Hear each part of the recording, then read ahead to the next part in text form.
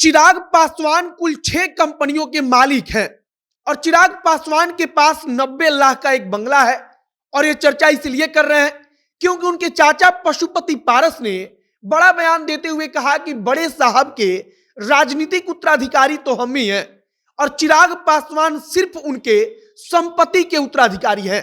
पशुपति पारस कहते हैं कि राजनीतिक रूप से रामविलास पासवान के असली वारिस वह खुद हैं और अगर चिराग पासवान खुद को वारिस कहते हैं तो वह बड़े साहब के संपत्ति के वारिस हैं, राजनीतिक वारिस नहीं। जिस प्रकार से 2024 का लोकसभा का चुनाव नजदीक आ रहा है, उसी प्रकार से चिराग पासवान और उनके चाचा पशुपति पारस के बीच की खटास फिर से खुलकर सामने आ रही है। और एक बात तो तय हो चुका है कि चिराग पासवान को भारतीय जनता पार्टी नहीं छोड़ेगी। और अब इसी बीच पशुपति पारस आकर बड़ा दावा करते हैं कि रामविलास पासवान का जो वोट बैंक था वह मेरे पास है और चिराग के पास रामविलास पासवान की बस करोड़ों की संपत्ति है।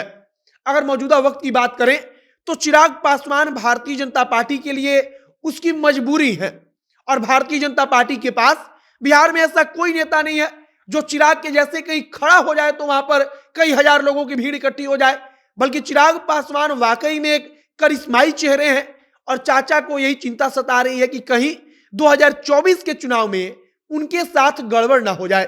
बाकी नमस्कार, मेरा नाम है मोहित कुमार सिंह और आप देख रहे हैं हमारा विशेष कार्यक्रम एक्सप्लेनर।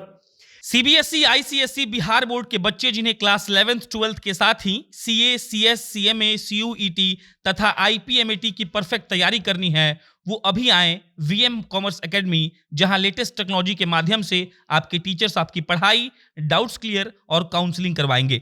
एडमिशन शुरू हो गए हैं। सभी डिटेल्स और फोन नंबर स्क्रीन पर उपलब्ध हैं। जल्दी करें क्योंकि seats are limited. Chirag Paswan के चाचा पशुपति पारस बताते हैं कि जब रामविलास पासवान ने अपनी विधानसभा सीट को छोड़ा था तब उन्होंने हमको वहां से चुनाव लड़ाया और इस आधार पर उन्होंने अपनी राजनीतिक विरासत उस वक्त पर हमको सौंप दी।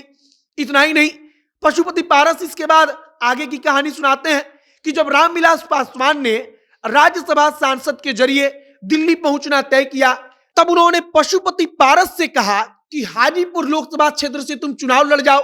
लेकिन पशुपति पारस कहते हैं कि हमने बड़े साहब से अनुरोध किया था कि आप भाभी जी को वहां से चुनाव लड़ाइए, और भाभी जी मतलब कि चिराग पासवान की मम्मी।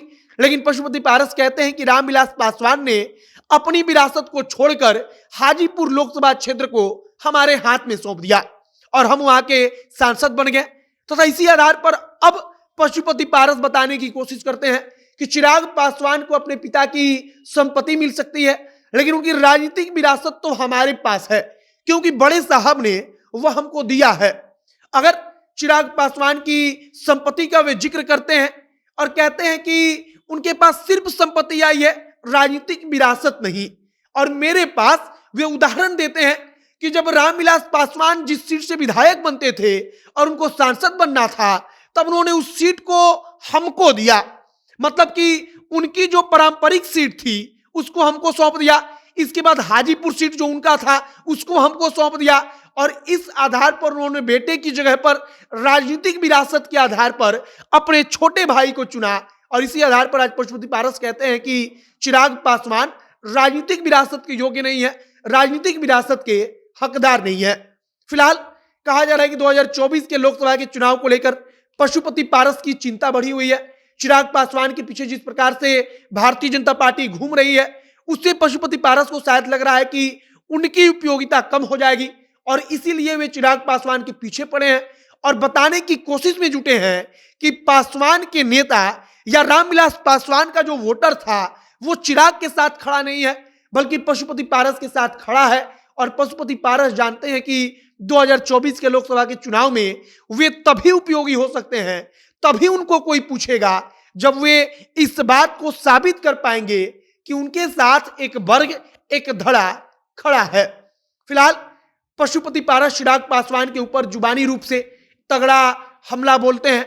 अब आगे देखिए कि चिराग पासवान इस पर क्या पलटवार करते हैं। और सबसे बड़ी बात कि 2024 के लोकसभा के चुनाव को लेकर भारतीय जनता पार्टी वाकई में क्या कुछ करती है। आगे जो भी नई जानकारी, जो भी नया अपडेट आएगा, सब कुछ हम आप तक पहुंचाएंगे। आप जनता के साथ बने रहिए। वीडियो यहीं पर समाप्त करते हैं। कैमरे से विशाल खड़े हैं और मैं मोहित कुमार सिंह। बहुत बहुत धन्यवाद।